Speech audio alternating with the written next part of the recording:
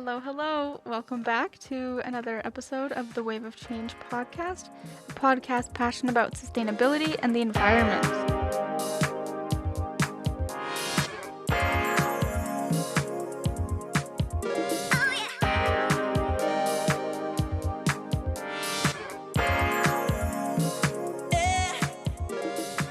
In this episode, we'll be continuing our conversation about rivers with your hosts, Savannah, Adrian, and Cole.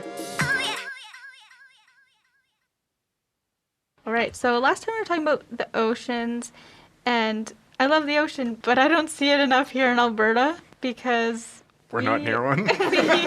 Exactly. We're not near one, but we do have the river. A pretty well-known river, the North Saskatchewan River. And so I pulled some research from the Ocean Cleanup website as well as an article from the Narwhal, actually. But I'll get into that later. So the Ocean Cleanup talks a bit about the stuff they do for rivers, which is pretty fascinating. And they say that rivers are the main source of ocean plastic pollution, which kind of makes sense because they're the arteries that carry waste from land to the ocean. the middleman. The middleman. Like, think of people who, like, camp down by rivers and stuff. I'm sure they're not careful about where they put their plastic. Yeah. So there are 1,000 rivers that are responsible for roughly 80% of riverine pollution, which means that 0.8 to 2.7 million metric tons of plastic per year. And then the remaining 20% of plastic emissions, those get distributed over 30,000 rivers. So yeah, the biggest contributors, actually, of plastic pollution are rivers found in South America and Southeast Asia. I found that out because on the website, they have this little map with a legend. So the red dots are the heaviest contributors, and then blue dots are the next. So yeah, South America and Southeast Asia had the most. You know, I'm from Southeast Asia, Oh. and I can, vouch. It is true because people don't really care about the trash and where it goes. But did you guys watch the video of Bali? No. It's mainly caused by tourists. So it's like their ocean. It's not their ocean. Their river is literally just Trash. That's so sad. Yeah, and then that flows right into the ocean. Well, and the Ganges River is one of the most polluted rivers in the world. And in India, they bathe in it because it's supposed to be a holy river. So That's people so get so sad. sick and stuff like that from it. Yeah. Ugh. It's like lime green, like neon green. Oh. It's not actually looks natural. like toxic waste from an old 80s film. Well, okay, I was going to get to this later, but the chemical spill, was it Ohio that just happened? Oh. Yeah, that's their drinking water, right? And I saw a video on Instagram where someone dropped a rock in and then it released this, gas. it released neon colored speckles and Oh my stuff. God. So yeah, their river's polluted with chemicals. Is anybody taking There's responsibility? 3 U.S. train derailments per day. Wait, is it because of a train? Yeah, it was a train that derailed, and actually just a month ago. Yeah, this was in February. Yeah, in Springfield, Ohio. So this happened February 3rd. There was a train derailment that spilled vinyl chloride, butyl, I don't know how to say these, acrylate, and isobutene. Oh my goodness. Butylene. So these toxic chemicals are in... And you're never going to get rid of them. You're never going to get rid of them. That's so sad. There's no solution for this. Not No. even a little help or making things better. Nothing. You could maybe get better water cleaning there, Oh, but you can the never- environment's yeah. screwed forever. Everything around there, And what are you supposed to do? Just pack up and move? Your whole Life Yeah. is there. life is there, but yeah. also your life is in danger by being there. Yeah, I heard it caused cancer or something, right?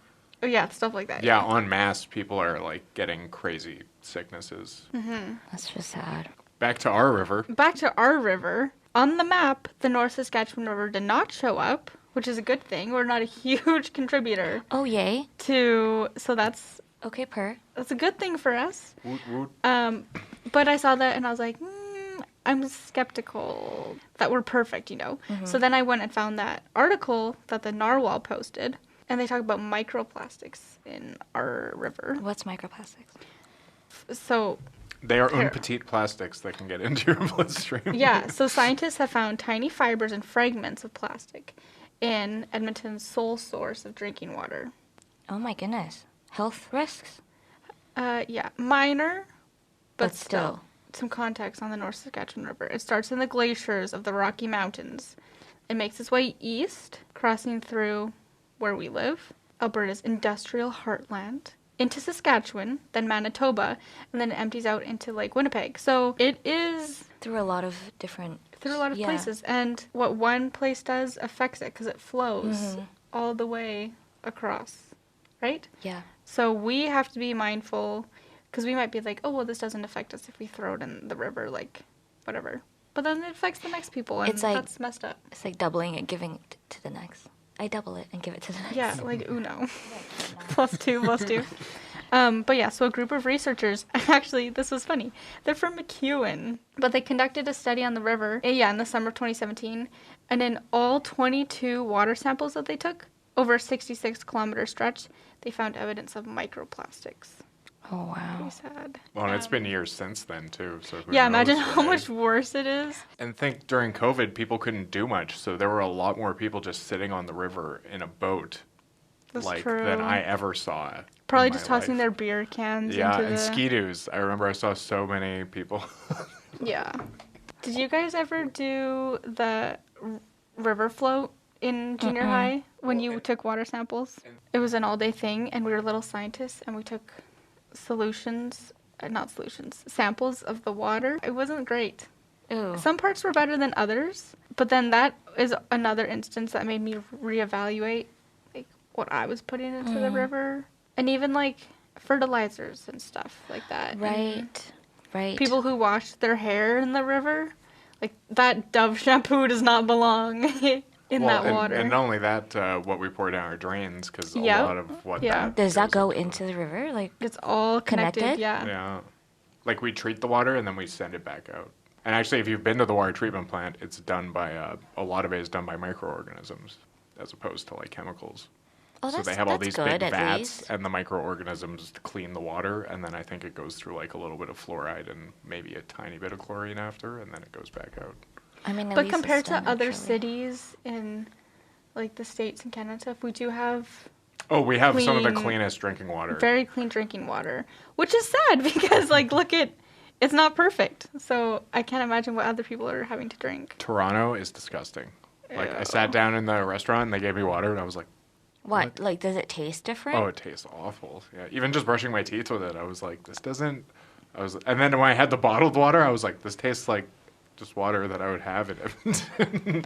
Yeah. Oh wait, do we have different water systems in Canada? Like for each? Well, we're close. They get it from Lake Ontario. Lake Ontario and like we're is closer disgusting. to the mountains. Oh. Yeah, so like BC and us, we all have like really good drinking water because all of it's fed from the glaciers. But going back to the microplastic, so no one knows for sure the full impact that this has, but researchers have suggested that these tiny particles may cause tearing or blockages in the digestive tracts of organisms that consume them, which is really sad. That's us, that's animals. Yeah, tiny, like, That's nuts. tiny little cuts going in you. That's nuts. So yeah, how sad is it that this is our drinking water? Contaminated water is linked to transmission of diseases like cholera, diarrhea, obviously, when you have some bad water, hepatitis A, typhoid, and polio. But pure water, on the other hand, flushes out toxins and aids in the digestive process. So that's why we need better drinking water with no microplastics that don't cut us up inside. Okay, well, speaking of, where do you think have the purest water in the world? Do you even know? I don't know, but there is Fiji water. I mean, anytime you're driving through the Rocky Mountains, there's this spot right outside of Fernie my family always stops at. It's just like this thing straight from the mountain that we fill up. I feel like it would have more like Pure, because nobody touched it. Yeah. So most microplastic research has so far focused on oceans, but studies have found similar and sometimes even greater levels of microplastic pollutions in lakes and rivers. So you're saying this would be a good way to get people in Alberta concerned about water and the quality of water and what goes into it?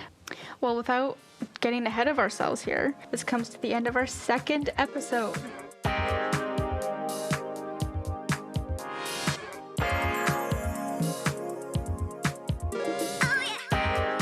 Thank you so much for listening to The Wave of Change, a podcast dedicated to keeping conversations about sustainability and our environment alive. This is The Wave of Change, washing away.